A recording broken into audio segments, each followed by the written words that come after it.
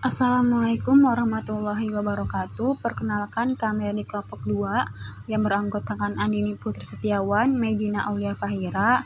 Di sini akan membawakan PPT dengan judul Makalah Asuhan Keperawatan Gangguan Sistem Endokrin, Hipotiroid dan Hipertiroid. Yang pertama, terdapat latar belakang. Penyakit gangguan tiroid adalah suatu kondisi kelainan pada seseorang yang timbul karena adanya gangguan kelenjar tiroid, baik berupa perubahan bentuk kelenjar maupun perubahan fungsi, disfungsi. Disfungsi tiroid dibedakan menjadi 3 jenis, yaitu hipotiroid, hipertiroid, dan eutiroid. Ketika kelenjar tiroid memproduksi hormon berlebih, maka sel tubuh akan bekerja lebih keras dan metabolisme tubuh menjadi lebih cepat. Kondisi ini disebut dengan hipertiroid. Tetapi ketika kelenjar tiroid tidak memproduksi hormon yang cukup, sel-sel dalam tubuh akan bekerja lebih lambat. Kondisi ini disebut dengan hipotiroid. Sedangkan keadaan kelenjar tiroid yang berbentuk tidak normal tetapi fungsinya normal disebut eutiroid. Penyakit gangguan tiroid menempati urutan kedua terbanyak dalam daftar penyakit metabolik setelah diabetes mellitus. Perempuan lebih banyak menderita penyakit tiroid dibandingkan laki-laki, dari Pusdatin 2015. Selanjutnya ada anatomi fisiologi. Yang pertama ada anatomi fisiologi hipotiroid. Kelenjar tiroid merupakan kelenjar yang terletak di leher dan terdiri atas sepasang lobus di sisi kiri dan kanan. Terletak di leher dihubungkan oleh isthmus yang menutupi cincin trakea 2 dan 3. Kelenjar ini tersusun dari zat hasil sekresi bernama koloid yang tersimpan dalam folikel tertutup yang dibatasi oleh sel epitel kuboid. Koloid ini tersusun atas triglobulin yang akan dipecah menjadi hormon tiroid T3 dan T4 oleh enzim endopeptidase. Kemudian hormon ini akan disekresikan ke sirkulasi darah untuk kemudian dapat berefek pada organ target. Kelenjar tiroid berperan mempertahankan derajat metabolisme dalam jaringan pada titik optimal. Hormon tiroid merangsang penggunaan O2 pada kebanyakan sel tubuh, membantu mengatur metabolisme lemak dan indera arang, dan sangat diperlukan untuk pertumbuhan serta maturasi normal. Apabila tidak terdapat kelenjar tiroid, orang tidak akan tahan dingin, akan timbul kelambanan mental dan fisik, dan pada anak-anak terjadi retardasi mental. Sebaliknya, sekresi tiroid yang berlebihan menimbulkan penyusutan tubuh, gugup, takikardi, tremor, dan terjadi produksi panas yang berlebihan. Selanjutnya, anatomi fisiologi hipertiroid. Kelenjar tiroid merupakan kelenjar berwarna merah kecoklatan dan sangat vaskular. Terletak di anterior cartilago tiroidea di bawah laring setinggi vertebra cervicalis 5 sampai vertebra thoracalis. Kelenjar ini terhubungi lapisan pretaceal dari fascia cervicalis dan terdiri atas 2 lobus dextra dan sinistra, yang dihubungkan oleh isthmus. Beratnya kira-kira 25 gram, tetapi bervariasi pada tiap individu. Kelenjar tiroid sedikit lebih berat pada wanita, terutama saat menstruasi dan hamil. Lobus kelenjar tiroid seperti kerucut, ujung apikal yang menyimpang ke lateral ke garis obliku pada lamina cartilago tiroidea, dan basisnya setinggi cartilago trakea 4-5. Setiap lobus berukuran 5x3x2 cm. Isthmus menghubungkan bagian bawah kedua lobus, walaupun terkadang pada beberapa orang tidak ada. Panjang dan lebarnya kira-kira 1,25 cm. Dan biasanya anterior dari cartilago trakea, walaupun terkadang lebih tinggi atau rendah karena kedudukan dan ukurannya berubah. Hormon tiroid dihasilkan oleh kelenjar tiroid. Kelenjar tiroid memiliki 2 buah lobus dihubungkan oleh isthmus terletak di cartilago trochoidea di leher pada cincin trakea kedua dan ketiga. Kelenjar tiroid berfungsi untuk pertumbuhan dan mempercepat metabolisme. Kelenjar tiroid menghasilkan 2 hormon yang penting, yaitu tiroksin T4 dan triioditironin. Karakteristik triioditironin adalah berjumlah lebih sedikit dalam serum karena reseptornya lebih sedikit dalam protein pengikat plasma di serum, tetapi ia lebih kuat karena memiliki banyak reseptor pada jaringan. Tiroksin memiliki banyak reseptor pada protein pengikat plasma di serum yang mengakibatkan banyaknya jumlah hormon ini di serum, tetapi ia kurang berikatan pada jaringan karena jumlah reseptornya sedikit. Berikut merupakan gambar hipertiroidisme akibat adenoma tiroid. Selanjutnya ada pengertian. Yang pertama, pengertian hipotiroid. Hipotiroidisme artinya kekurangan hormon tiroid, yaitu hormon yang dikeluarkan oleh kelenjar tiroid atau kelenjar gondok. Hipotiroidisme myxedema adalah sindroma klinik yang terjadi akibat kadar T3 dan T4 dalam sirkulasi tidak adekuat. Laju metabolisme akan menurunkan dan mukopolisakardia tertimbun dalam jaringan ikat dermis sehingga tampak gambaran wajah myxedema yang khas. Selanjutnya ada hipertiroid. Hipertiroidisme adalah kondisi tingginya kadar hormon tiroid dalam darah. Kondisi ini terjadi karena kelenjar tiroid yang terlalu aktif atau asupan hormon tiroid yang berlebihan. Hipertiroidisme, hipersekresi hormon tiroid adalah peningkatan produksi dan sekresi hormon tiroid oleh kelenjar tiroid. Oleh Mari 2009. Selanjutnya terdapat etiologi. Yang pertama ada etiologi hipertiroid. Pertama, adenoma hipofisis. Penyakit ini merupakan tumor jinak kelenjar hipofisis dan jarang terjadi. Yang kedua, penyakit Graves. Penyakit Graves atau toxigoiter diffuse merupakan penyakit yang disebabkan karena autoimun, yaitu dengan terbentuknya antibodi yang disebut thyroid stimulation immunoglobulin (TSI) yang melekati sel-sel tiroid. Tiroiditis merupakan inflamasi kelenjar tiroid yang biasanya disebabkan oleh bakteri seperti Streptococcus pyogenes, Staphylococcus aureus, dan Pneumococcus pneumonia. Keempat, ada konsumsi yodium yang berlebihan yang mengakibatkan peningkatan sintesis hormon tiroid. Yang kelima, terapi hipertiroid. Pemberian obat-obatan hipotiroid untuk menstimulasi sekresi hormon tiroid. Penggunaan yang tidak tepat menimbulkan kelebihan jumlah hormon tiroid. Selanjutnya, etiologi dari hipotiroid. Kegagalan tiroid dapat disebabkan oleh penyakit pada kelenjar tiroid. Hipotiroidisme primer, kelenjar hipofisis, hipotiroidisme sekunder, atau hipotalamus hipotiroidisme tersier. Hipotiroidisme primer sering terjadi dan di Eropa atau Amerika biasanya merupakan akibat dari penyakit autoimun. Terapi radioiodin untuk hipotiroidisme sebelumnya 50% menjadi hipotiroid dalam 10 tahun. Di seluruh dunia, penyebab paling sering adalah defisiensi iodin. Selanjutnya ada patofisiologi. Yang pertama, patofisiologi dari hipotiroid. Hipotiroid dapat disebabkan oleh gangguan sintesis hormon tiroid atau gangguan pada respon jaringan terhadap hormon tiroid. Sintesis hormon tiroid diatur sebagai berikut. Hipotalamus membuat thyrotropin releasing hormone (TRH) yang merangsang hipofisis anterior. Hipofisis anterior mensintesis thyroid stimulation hormone (TSH) yang merangsang kelenjar tiroid. Yang ketiga, kelenjar tiroid mensintesis hormon tiroid.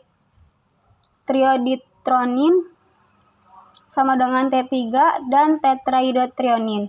T4 sama dengan tiroksin yang merangsang metabolisme jaringan yang meliputi konsumsi oksigen, produksi panas tubuh, fungsi syaraf, metabolisme protein, karbohidrat, lemak, dan vitamin-vitamin, serta kerja daripada hormon-hormon lain. Hipotiroid dapat terjadi akibat malfungsi kelenjar tiroid, hipofisis, atau hipotalamus. Apabila disebabkan oleh malfungsi kelenjar tiroid, maka kadar HT yang rendah akan disertai oleh peningkatan kadar TSH dan TRH karena tidak adanya umpan balik negatif oleh HT pada hipofisis anterior dan hipotalamus. Apabila hipotiroid terjadi akibat malfungsi hipofisis, maka kadar HT yang rendah disebabkan oleh rendahnya kadar TSH. TRH dan hipotalamus tinggi karena tidak adanya umpan balik negatif baik dari TSH maupun HT. Hipotiroid yang disebabkan oleh malfungsi hipotalamus akan menyebabkan rendahnya kadar HT, TSH, dan TRH. Selanjutnya ada patofisiologi dari hipertiroid. Penyebab hipertiroidisme biasanya adalah penyakit Graves, goiter toksika, dan tiroiditis. Pada kebanyakan penderita hipertiroidisme, kelenjar tiroid membesar 2-3 kali dari ukuran normalnya, disertai dengan banyaknya hiperplasia, dan lipatan-lipatan sel-sel folikel ke dalam folikel, sehingga jumlah sel-sel ini lebih meningkat beberapa kali dibandingkan dengan pembesaran kelenjar. Juga, setiap sel meningkatkan kecepatan sekresinya beberapa kali lipat dengan kecepatan 5-15 kali lebih besar daripada normal. Selanjutnya ada manifestasi klinis. Yang pertama ada manifestasi klinis dari hipotiroid. Yang pertama, perlambatan daya pikir dan gerakan yang canggung lambat. Kedua, penurunan frekuensi jantung, pembesaran jantung, jantung miksedema, dan penurunan curah jantung. Yang ketiga, pembengkakan dan edema kulit, terutama di bawah mata dan di pergelangan kaki. Yang keempat, penurunan kecepatan metabolisme, penurunan kebutuhan kalori, penurunan nafsu makan, dan penyerapan zat gizi dari saluran cerna. Yang kelima ada konstipasi. Yang keenam, perubahan-perubahan dalam fungsi reproduksi. Yang ketujuh, kulit kering dan bersisik, serta rambut kepala dan tubuh yang tipis dan rapuh. Selanjutnya, manifestasi klinis dari hipertiroid. Yang pertama, peningkatan frekuensi denyut jantung. Yang kedua, peningkatan tonus otot, tremor, iritabilitas, peningkatan kepekaan terhadap katekolamin. Yang ketiga, peningkatan laju metabolisme basal, peningkatan pembentukan panas, intoleran terhadap panas, keringat berlebihan. Yang keempat, penurunan berat badan, tetapi peningkatan rasa lapar, nafsu makan baik. Yang kelima, peningkatan frekuensi buang air besar. Keenam, gondok biasanya, yaitu peningkatan ukuran kelenjar tiroid. Yang ketujuh, gangguan reproduksi. Yang kedelapan, tidak tahan panas. Yang kesembilan, cepat lelah. 10, pembesaran kelenjar tiroid. Lalu terdapat mata melotot, ekoptalamus. Hal ini terjadi sebagai akibat penimbunan zat dalam orbit mata. Bisa kita lihat di sini terdapat fat flow hipotiroid dan dilanjutkan dengan fat flow hipertiroid. Selanjutnya ada pemeriksaan penunjang. Yang pertama, pemeriksaan penunjang dari hipotiroid. Untuk mendiagnosis hipotiroidisme primer, kebanyakan dokter hanya mengukur jumlah TSH, thyroid stimulation hormone, yang dihasilkan oleh kelenjar hipofisis. Yang pertama, level TSH yang tinggi menunjukkan kelenjar tiroid tidak menghasilkan hormon tiroid yang adekuat, terutama tiroksin T4 dan sedikit tironin FT3. Kedua, tetapi untuk mendiagnosis hipotiroidisme sekunder dan tersier tidak dapat dengan hanya mengukur level TSH. Ketiga, oleh karena itu, uji darah yang perlu dilakukan jika TSH normal dan hipotiroidisme masih disuspek sebagai berikut. Ada free trioditronin FT3, free levothyroxine FT4, total T3, total T4, 24 horse urine free T3. Selanjutnya, pemeriksaan penunjang dari hipertiroid. Pemeriksaan penunjang diagnosa bergantung kepada beberapa hormon berikut. Pemeriksaan darah yang mengukur kadar HT, T3 dan T4, dan TSH dan TRH akan memastikan diagnosis keadaan dan lokalisasi masalah di tingkat susunan saraf pusat atau kelenjar tiroid. Yang pertama ada TSH, thyroid stimulating hormone. Kedua, bebas T4, tiroksin. Ketiga, bebas T3, tridotironin. Yang keempat, diagnosa juga boleh dibuat menggunakan ultrasound untuk memastikan pembesaran kelenjar tiroid. Yang kelima, hipertiroidisme dapat disertai penurunan kadar lemak serum. Yang keenam, penurunan kepekaan terhadap insulin yang dapat menyebabkan hiperglikemia. Tes penunjang lainnya ada CT scan tiroid dan USG. Selanjutnya ada penata laksanaan medis. Yang pertama, dari hipotiroid. Penata laksanaan hipotiroid bertujuan untuk mencapai kadar tiroid stimulating hormone TSH yang normal dan mencapai resolusi gejala fisik maupun mental pada pasien. Penata laksanaan standar pasien hipotiroid adalah terapi pengganti hormon, thyroid hormone replacement, dengan pemberian hormon tiroid eksogen untuk mendukung atau menggantikan hormon tiroid endogen. Yang A, medikamentosa. B, pembedahan. Pembedahan sebenarnya jarang dibutuhkan bagi pasien hipotiroid dan lebih sering diperlukan untuk pasien hipertiroid. Namun pembedahan diindikasikan bagi pasien dengan goiter berukuran besar yang mengganggu fungsi trakea dan esofagus. Yang ke C, ada terapi suportif. Terapi suportif pada kasus hipotiroid biasanya diperlukan bagi pasien dengan komplikasi berat seperti koma, miksedema. Terapi suportif untuk kasus ini harus dilakukan di intensive care unit atau ICU. Selanjutnya, terdapat penata laksanaan medis dari hipertiroid. Menurut Tarwoto dan kawan-kawan 2012, tujuan pengobatan adalah untuk membawa tingkat hormon tiroid ke keadaan normal, sehingga mencegah komplikasi jangka panjang dan mengurangi gejala tidak nyaman. 3 pilihan pemberian obat-obatan, terapi radioid, dan pembedahan. Selanjutnya ini ada obat-obatan anti tiroid. Yang pertama ada propiontiokrakil PTU, metimozole, trapozole, adrenergic blocker. Yang kedua ada radioid terapi radioaktif iodin 131. Iodium radioaktif secara bertahap akan melakukan sel-sel yang membentuk kelenjar tiroid, namun tidak akan menghentikan produksi hormon tiroid. Yang ketiga, bedah tiroid pembedahan dan pengangkatan total parsial. Tiroidektomi, operasi efektif dilakukan pada pasien dengan penyakit Graves. Efek samping yang mungkin terjadi pada pembedahan adalah gangguan suara dan kelumpuhan saraf. Selanjutnya, terdapat asuhan keperawatan hipotiroid. Yang pertama ada pengkajian, terdiri dari identitas klien, seperti nama, umur, jenis kelamin, pendidikan, alamat, pekerjaan, agama, suku bangsa, tanggal dan jasa MRS, nomor register, dan diagnosa medis. Yang kedua ada keluhan utama klien, mencakup gangguan pada berbagai sistem tubuh. Terdapat sistem pernafasan, dyspneu atau merasa sesak saat beraktivitas, sleep apneu.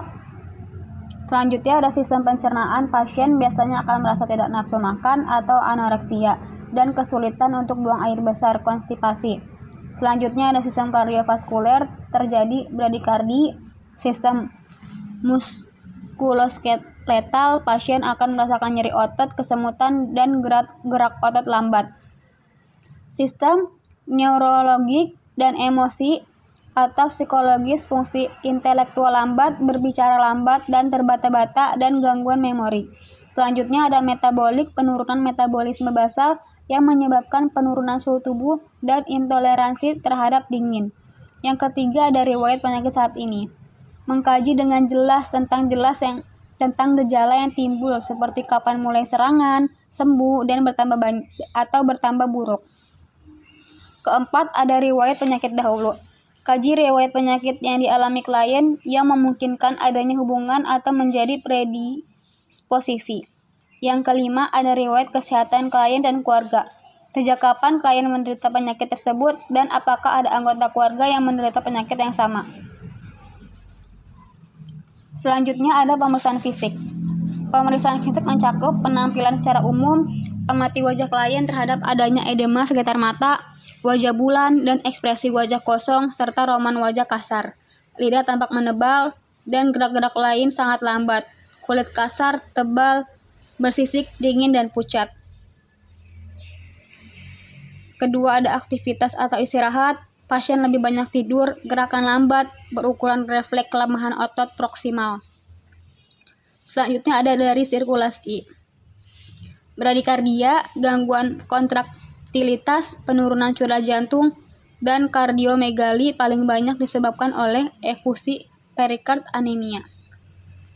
Selanjutnya ada eliminasi, penurunan kemampuan ekskresi, kelebihan cairan, dan hiponatremia.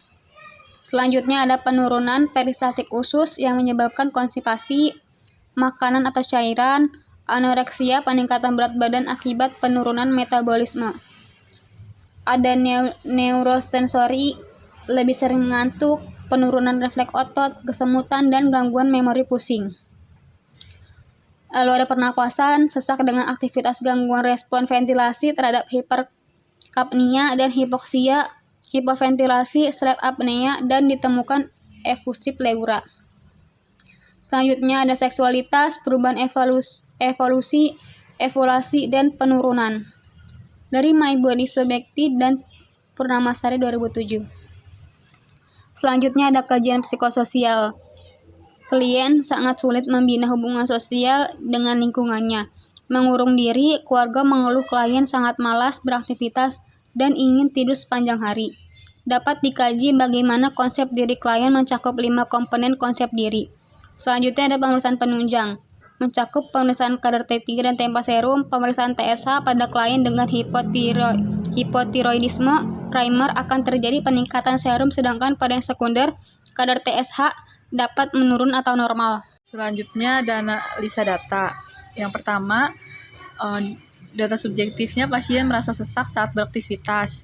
Data objektif pasien tampak sesak, tanda-tanda vital, tekanan darah 140/90, aspirasi 26 kali per menit, nadi 50 kali per menit, suhu 35 derajat Celcius. Etiologinya pola nafas tidak efektif, problem penurunan fungsi pernafasan.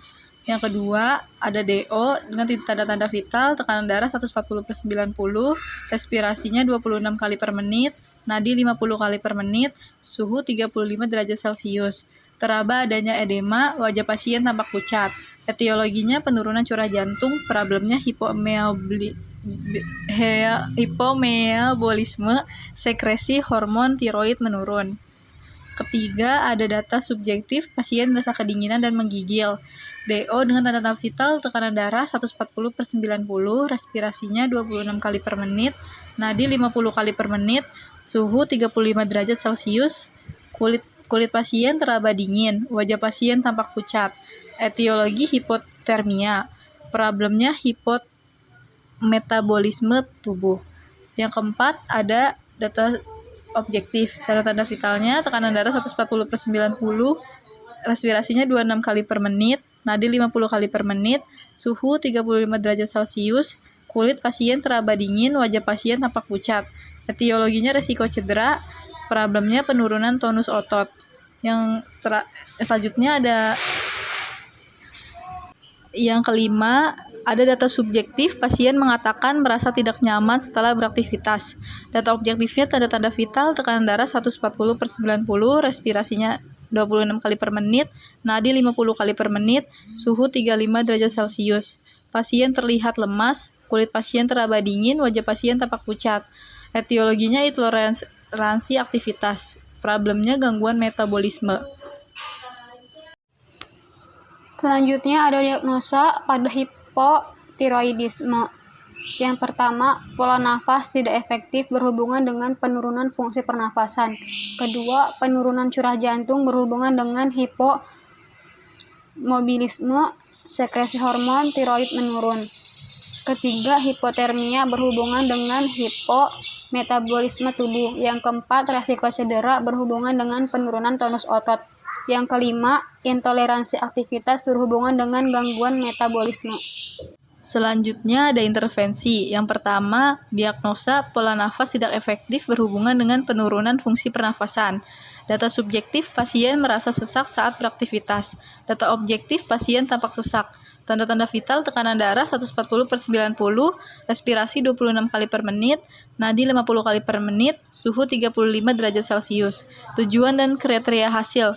Setelah dilakukan tindakan keperawatan, pasien menunjukkan keefektifan pola nafas dengan kriteria hasil. 1. Pasien mengatakan bahwa dirinya sudah tidak sesak lagi.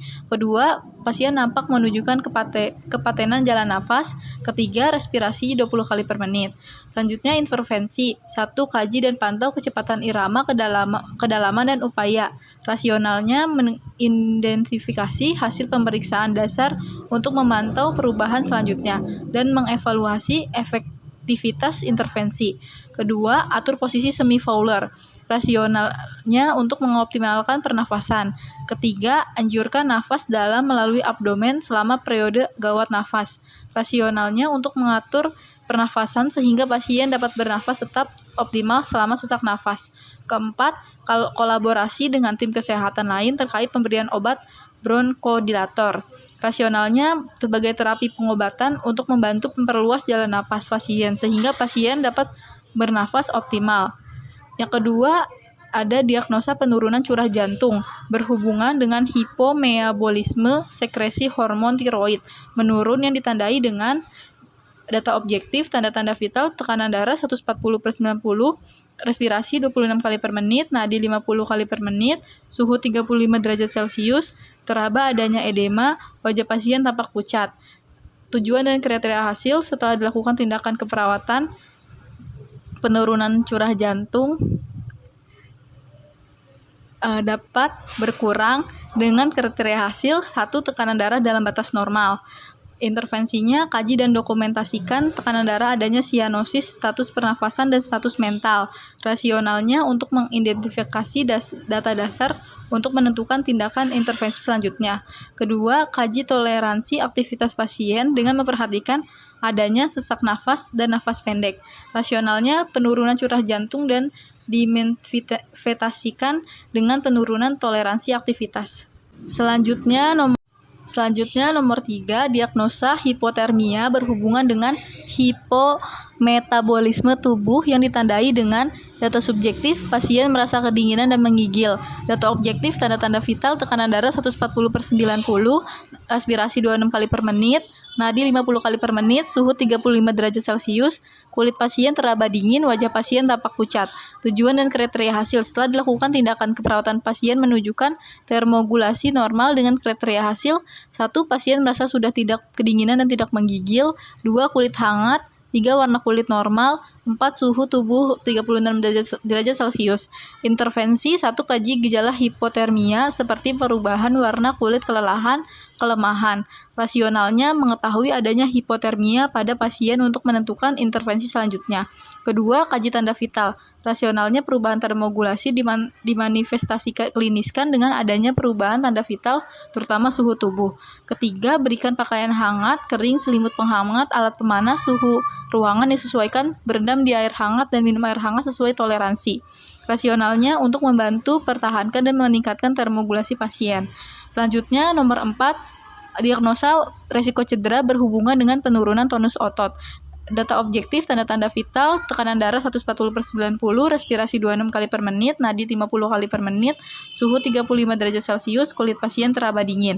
Setelah dilakukan tindakan keperawatan, resiko cedera akan menurun dengan kriteria hasil, keamanan pasien terjaga, kedua, lingkungan sekitar pasien aman, 3, pasien menunjukkan pengendalian resiko cedera. Intervensi yang pertama, identifikasi faktor yang mempengaruhi kebutuhan keamanan akan cedera. Rasionalnya mengidentifikasi kebutuhan dan intervensi yang tepat untuk mengetahui resiko cedera pasien. Kedua, identifikasi faktor lingkungan yang memungkinkan risiko jatuh. Rasionalnya keamanan lingkungan akan menunjang penurunan risiko cedera pada pasien. Ketiga, bantu ambulasi pasien jika perlu. Rasionalnya membantu aktivitas pasien sehingga risiko cedera dapat terhindari. Keempat, lakukan pendidikan kesehatan mengenai strategi dan tindakan untuk mencegah cedera. Rasionalnya memberikan pengetahuan mengenai strategi dan tindakan untuk mencegah cedera sehingga diharapkan pasien memiliki kemandirian dalam pencegahan cedera. Selanjutnya nomor 5, diagnosa intoleransi aktivitas berhubungan dengan gangguan metabolisme yang ditandai dengan data subjektif, pasien mengatakan merasa tidak nyaman setelah beraktivitas. Data objektif, tanda-tanda vital, tekanan darah 140/90, respirasi 26 kali per menit, nadi 50 kali per menit, suhu 35 derajat Celcius. Pasien terlihat lemas, kulit pasien teraba dingin, wajah pasien tampak pucat. Tujuan dan kriteria hasil. Setelah dilakukan tindakan keperawatan, pasien menunjukkan toleransi aktivitas dengan kriteria hasil. Pasien memiliki kemampuan untuk menyelesaikan aktivitas. Kedua, pasien merasa tidak sesak saat aktivitas. 3, tanda-tanda vital dalam batas normal. Selanjutnya intervensi. Yang pertama, kaji kemampuan pasien dalam beraktivitas. Rasionalnya untuk mengidentifikasi pemenuhan kebutuhan aktivitas pasien. Kedua, pantau respon kardiorespiratori terhadap aktivitas. Rasionalnya untuk memantau kemampuan kardiorespiratori pasien dalam melakukan aktivitas. Ketiga, pantau tanda-tanda vital sebelum, selama, dan setelah aktivitas. Rasionalnya mengidentifikasi adanya perubahan yang signifikan tanda-tanda vital pasien saat beraktivitas. Keempat, rencanakan aktivitas pada periode saat pasien memiliki energi paling banyak. Rasionalnya untuk membantu mengoptimalkan aktivitas pasien. Selanjutnya ada asuhan keperawatan pada hipertiroid. Anamnesa yang pertama ada identitas klien, terdiri dari nama, umur, jenis kelamin, pendidikan, alamat, pekerjaan, agama, suku bangsa, tanggal dan jasa MRS, nomor register, dan diagnosis medis. Selanjutnya ada pengkajian. Yang pertama, tanyakan riwayat timbulnya gejala yang berkaitan dengan metabolisme yang meningkat. Hal ini mencakup laporan klien dan keluarga mengenai keadaan klien yang mudah tersinggung, irritable, dan peningkatan reaksi emosionalnya. Yang kedua, kaji dampak perubahan yang dialami pada interaksi klien dengan keluarga, sahabat, dan teman sekerjanya. Ketiga, tanyakan riwayat penyakit yang lalu mencakup pencetus stres dan kemampuan klien mengatasinya. Yang keempat, kaji status nutrisi. Yang kelima, kaji timbulnya gejala yang berhubungan dengan haluaran sistem saraf yang berlebihan dan perubahan penglihatan dan penampakan mata.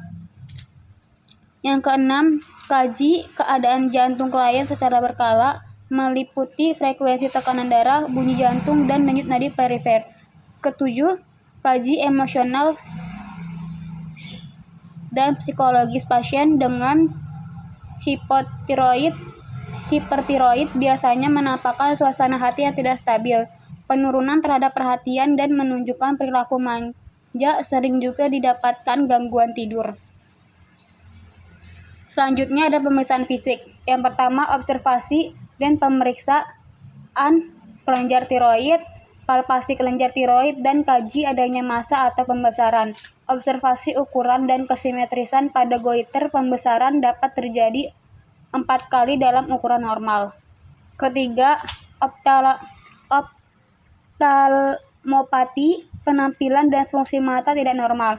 Pada hipertiroid sering ditemukan adanya retraksi kelopak mata dan penonjolan kelopak mata. Pada tiroksikosis, kelopak mata mengalami kegagalan untuk turun ketika klien melihat ke bawah. Ketiga, observasi adanya bola mata menonjol karena edema pada otot ekstrakuler dan peningkatan jaringan di bawah mata. Penekanan pada saraf mata dapat mengakibatkan kerusakan pandangan seperti penglihatan ganda, tajam penglihatan, adanya iritasi mata. Karena kesulitan menutup mata secara sempurna, perlu dilakukan pengkajian.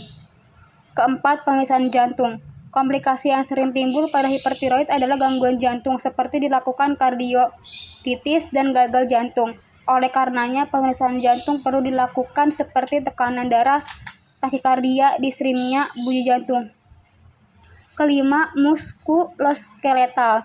Biasanya ditemukan adanya kelemahan otot, hiperaktif pada refleks tendon, dan tremor, irritabilitas. Selanjutnya ada analisa data hipertiroid. Yang pertama, dengan data subjektif, pasien mengatakan jantungnya berdebar-debar, cepat lelah.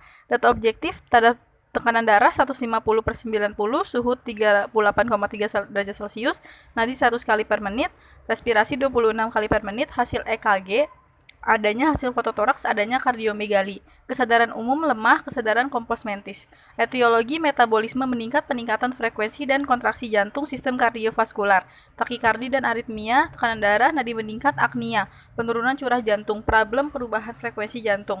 Yang kedua, data objektif dengan tekanan darah 150/90, suhu 38,3 derajat Celcius, nadi 100 kali per menit, respirasi 26 kali per menit, pasien terlihat berkeringat. Etiologi hipertiroid, metabolisme meningkat, peningkatan frekuensi dan kontraksi jantung, sistem saraf, nervus, kelelahan, mudah terangsang kulit, peningkatan suhu tubuh, hipotermia, problemnya infeksi. Selanjutnya, nomor 3, ada dengan data subjektif, pasien mengatakan sering merasa lapar. Data objektifnya, sebelum sakit berat badan 52 kg, sesudah sakit 45 kg, tinggi badan 160 cm, hemoglobin 11,91, mukosa bibir pasien kering, mata melotot. Etiologinya hipertiroid, metabolisme meningkat, peningkatan frekuensi dan kontraksi jantung, peningkatan konsumsi O2, pemakaian glukosa sel, pemecahan lemak dan protein, peningkatan kebutuhan kalori, defisit nutrisi. Problemnya ketidakmampuan mengabsorpsi nutrien ditandai dengan berat badan menurun 7 kg dalam sebulan, mukosa bibir kering. Selanjutnya, nomor 4, ada dengan data objektif, pasien terlihat lemas, wajah pasien terlihat pucat. Tekanan darah 150/90, suhu 38,3 derajat Celcius, nadi 100 kali per menit, respirasi 26 kali per menit, hasil EKG, adanya hasil fototoraks, adanya kardiomegali. Kesadaran umum lemah, kesadaran kompos mentis. Etiologinya intoleransi aktivitas, problemnya ketidakseimbangan. Nomor 5, data subjektif, pasien mengatakan terdapat kemerahan pada bagian kulitnya.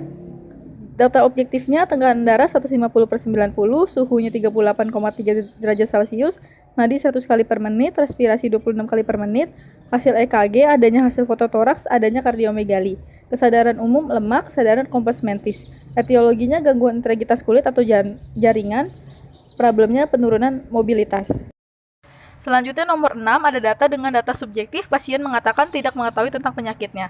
Data objektif, tekanan darah 150/90, suhunya 38,3 derajat Celcius, nadinya 100 kali per menit, respirasinya 26 kali per menit, hasil EKG, adanya hasil fototoraks, adanya kardiomegali. Kesadaran umum lemah, kesadaran kompos mentis. Etiologinya defisit pengetahuan, problemnya kurang terpapar informasi. Selanjutnya ada diagnosa hipertiroid. Yang pertama, penurunan curah jantung berhubungan dengan perubahan frekuensi jantung ditandai dengan takikardi. Yang kedua, hipertermia berhubungan dengan infeksi ditandai dengan suhu tubuh di atas nilai normal. Yang ketiga, ada defisit nutrisi berhubungan dengan ketidakmampuan mengabsorpsi nutrien ditandai dengan berat badan menurun 7 kg dalam sebulan, mukosa bibir kering. Yang keempat, ada intoleransi aktivitas berhubungan dengan ketidakseimbangan energi dengan kebutuhan tubuh. Yang kelima, gangguan integritas kulit atau jaringan berhubungan dengan penurunan mobilitas. Yang keenam, ada defisit pengetahuan berhubungan dengan kurangnya terpapar informasi. Selanjutnya ada intervensi hipertiroid. Yang pertama ada diagnosa, penurunan curah jantung berhubungan dengan perubahan frekuensi jantung ditandai dengan takikardi. Data subjektifnya, pasien mengatakan jantungnya berdebar-debar cepat lelah. Data objektifnya, tanda vital, tekanan darah 150/90.